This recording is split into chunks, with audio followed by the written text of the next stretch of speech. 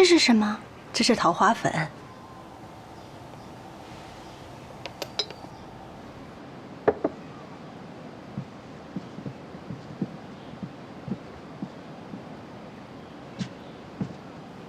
这个呢？这是珍珠霜，不过这个贵一些，这一匣子300多钱呢。这铺子里东西不少，但我瞧着都是些市卖货，有没有再好些的？这你就不懂了。自古以来呀，姑苏的胭脂，扬州的粉，现在这两地乱了，好货呀不好找。我们的东家把上等的胭脂都囤了起来，单供高门大院的女眷用。当然，价格呀也翻了几番。这么会做生意，贵东家是城西的赵三爷，幽州城内的胭脂粉，还有药材部的药材，大部分呀都是赵三爷的买卖。胭脂，谁的吧？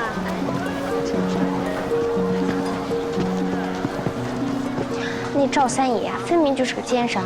哎，少夫人，既然如此，咱们可不用对他客气。怎么叫不客气？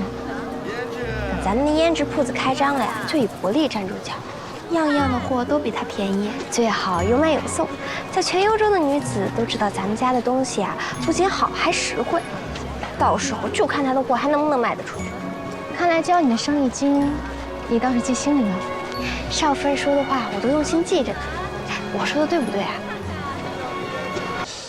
珍珠、蜂蜡、云母，还有这么多的香粉香料，老板们是要做胭脂生意吧？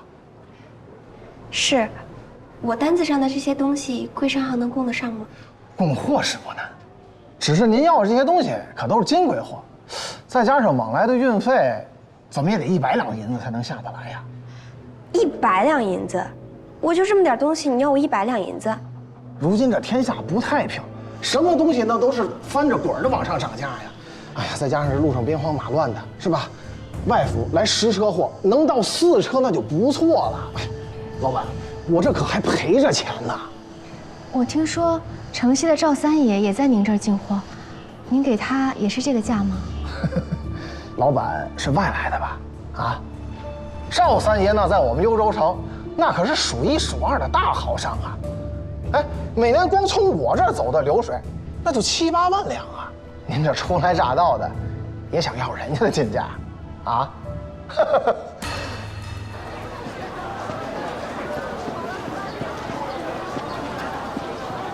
哎，这么算下来的话，咱们光是进货的原材料都要比赵三爷卖的原货还贵了，这生意还怎么个做法？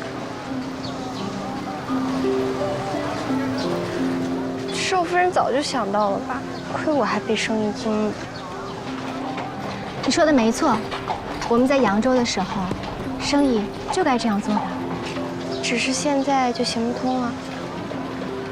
商场如战场，为将帅者要酌情行动，拿着兵书生搬硬套，自然是打不赢胜仗的。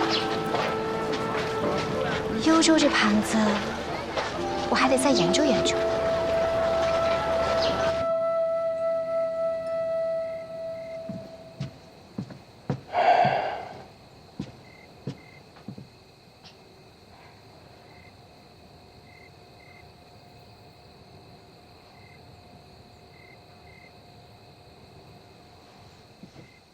郎君当了一天差，累了吧？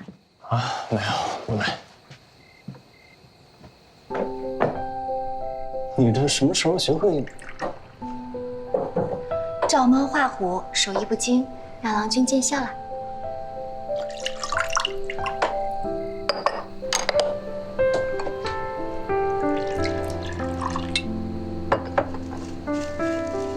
你这手法行云流水的，还说生意不精？净胡乱吹捧。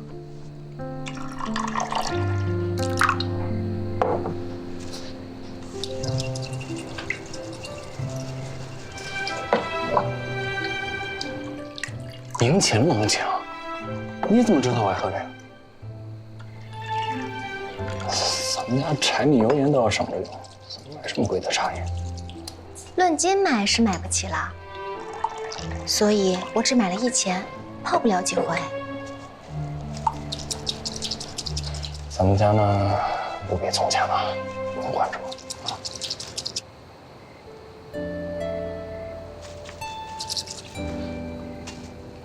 家里确实比不上从前，但郎君待我不差分毫，我自然也不能亏待你。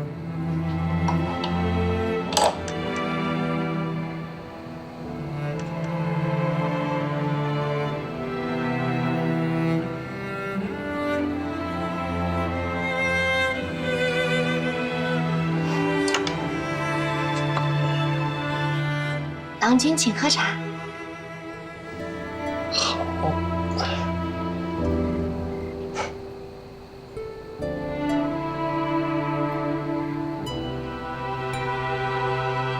怎么样？比你从前喝的有几分像？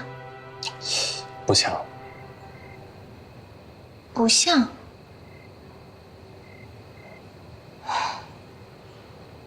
果然，点茶不是一朝一夕能学会的功夫。完全不像。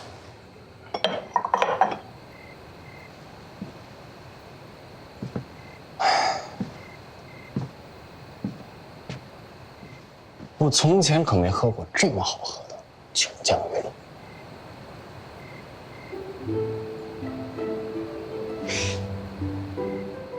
就知道你净会胡说。我给你看个东西，来，来，看看，怎么样？好看吗？这什么呀？吃饭的食盒？什么食盒啊？这是我新画的装霞样子。装霞？嗯，装胭脂的？对呀。那是不是有些复杂了？复杂吗？我画了很久的，看着挺好。可这花纹太多的话，反而会显得俗气。你看，如果把这儿去掉，还有这儿，这边也减少一些，这样会不会好一点？照你这么说，好像还挺有道理。你家夫君呢？虽然现在穷得叮当响，可那也是吃过见过的，什么好玩意儿不得从我眼皮底下走一走？太好了，我原本最担心的就是装霞这一关，就怕让人看了不能一见倾心呢。有我在，你放心吧。那我帮你这么大忙，你有没有什么奖励？有啊，什么呀？等我的胭脂铺回了本，我给你开工钱。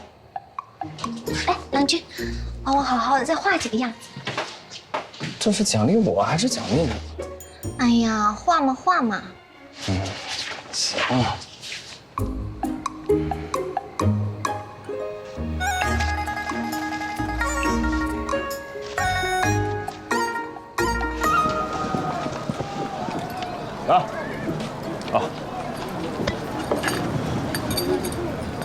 没水啊？老子是让你去打水，怎么都得跟你家下人伺候你似的？找水捡去，快去！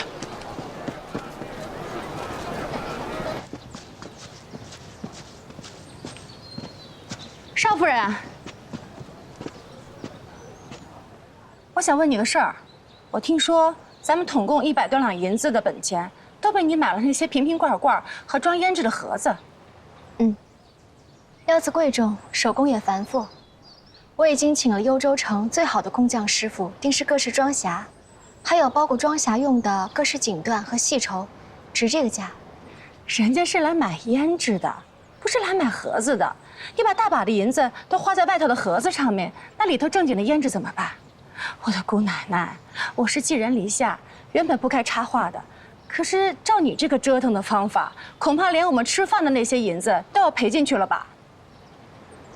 如今做生意不比往日，只能一赌。既然我已经赌了，就不劳烦姨娘操心了。这装匣能做到10分，事儿就成了一半。至于胭脂，我自有来处。哎，打哪儿来呀？松手！那个李病跑过来，我松手！啊！有驴不看驴的你？咬驴子干什么呀？他啃我的菜，你看他还啃。你别动！别啃了！你打伤了你赔得起？让路！让路！干什么呢？别动！吵什么吵啊？馆长，他的驴啃我的菜。不是馆长，不能糟蹋。馆长，他打伤了我的驴，我这驴怀着孕呢，打坏了你说怎么办呀？我们一家3口都靠着驴过活呢，这打坏了驴，我真是没办法过日子呀！你得赔我50万，要不你不能走。我还得给我这驴瞧病呢。馆长，你得为我做主啊！馆长，你得为我做主啊！馆长，就被他给吃没了。站起来！这不就是50文吗？这，我给你们算。但我这儿只有70文，要不然你们2个一人35，让一让。慢着。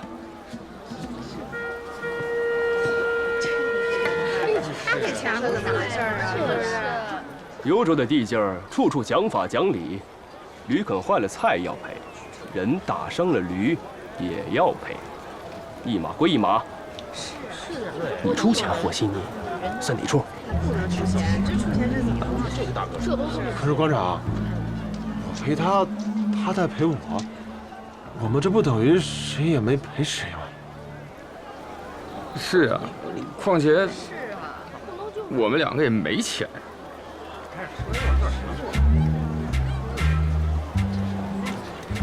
老汉，我认得你。之前都是你跟你女儿一人背2筐，天天在这条街上卖菜，怎么最近总是你一个人？你一把年纪了，每次只能背2筐，这剩下的菜怕是要烂在地里了吧？是啊，馆长，我还正为这事发愁呢。我女儿上个月刚刚出嫁，我这菜是卖不完，就烂在地里糟蹋了呀。你的驴也受伤了，这几日怕是干不了拉磨这样的重。不如这样，从今日起，你的驴每天借它使半日，直到这茬菜卖完为止，多出来的菜钱，他分你一半，如何？行。行。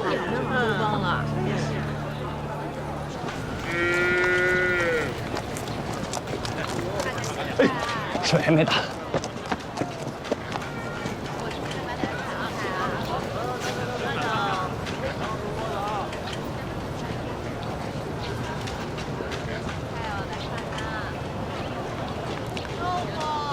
你兜里是这几天的饭钱吧？刚才要是给了他们，你吃什么？啊，我这饿几顿也没什么，大不了晚上回家吃。他们俩都挺能的。幼稚！你这点钱只够解决今天这一桩事，可是这种事情光在望都城每天就发生10桩100桩，那全天下岂不是千桩万桩？就算有一个神仙一样的妇人大发善心，把家产全捐了，又能如何？老百姓真正的难处是穷，这就不是光靠善心接济能解决的。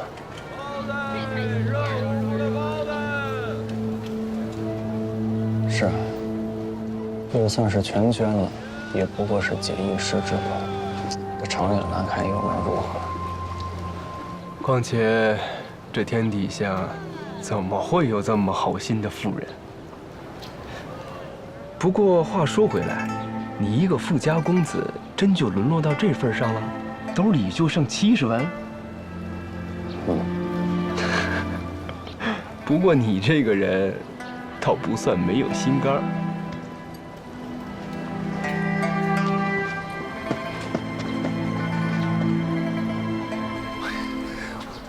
我让你仔细些，仔细些，你就不听，掉了这么多花瓣，人家府里不要了，你说怎么办？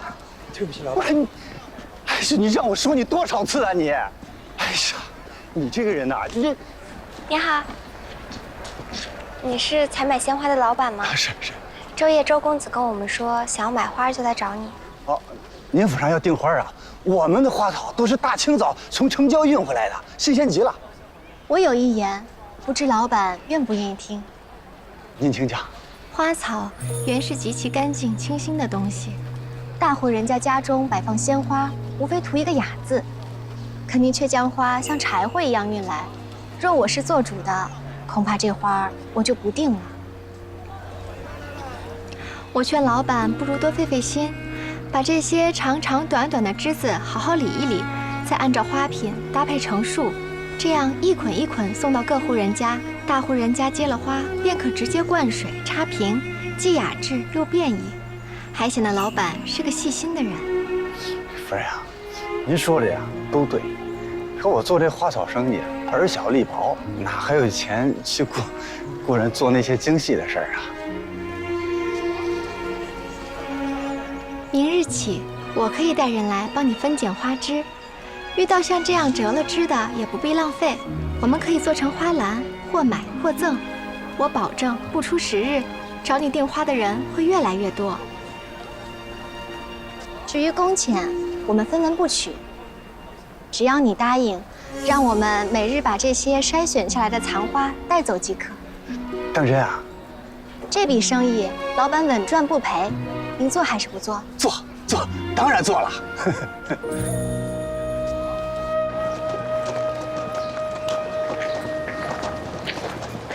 公子，收工了吧？不是说让你多帮夫人，不用来接我吗？进进出出的接了公子这么多年，习惯了，放心不下。干什么呢？哎，这位大哥，我是我们家公子的下人，来接我们公子。下人？哎，兜里就剩70文了，上宫还要带个下人来伺候。郭德森，我还真小瞧你，到底是瘦死的骆驼比马大呀！不是，这家里人不知规矩，以后不来了。你们这些外地人，太平盛世的时候都躲着去享受，打仗了就往幽州跑，来的全是些光吃饭不干活的。你别的事情干不好，扫地走会吧？会，以后下工了不准走，把地扫了再走，知道了吗？好，知道。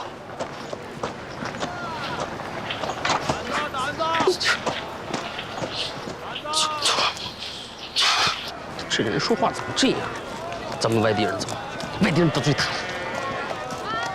如今天下皆乱，唯有幽州太平。这四方的难民都往幽州跑，挤他们的住处，分他们的粮食，他们心里肯定不痛。咱们这还托关系插进人家的营生，看咱不顺眼，这也正常。可那是别人，别人怎么能跟公子比？咱们胡家可是把所有家产都捐了，要是没有公子，幽州现在粮价早就翻天了。此事可不能张扬。要是别的州知道幽州拿到了顾家的家产，暗中壮大，那咱们还有安生日子。可那个黄龙飞，他分明就是刁难公子，不然咱们去请周公子帮忙教训教训他，完了，看他还敢不敢给公子脸色看。我小时候挨欺负都不告状，你现在让我告状？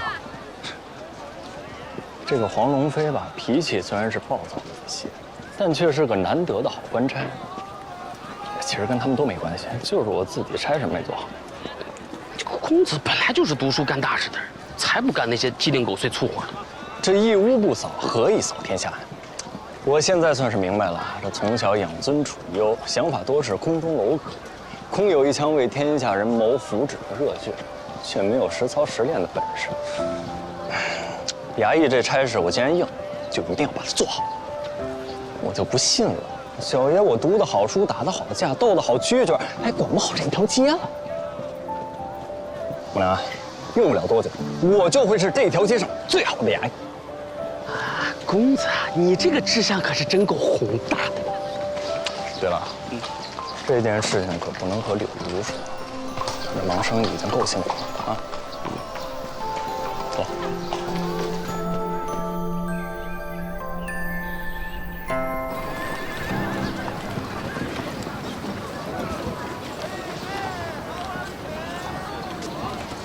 大姐姐，这就是我们要买的胭脂，如今还不是，等制成了就是了。鲜花娇贵，每日的消耗不在少数。我们把这些残花和花瓣带回家中，捣成栀子，自己蒸晒调配。等制成了之后，攒上1个月，也够店里卖了。这样还省去了每月买现成的香料和香粉，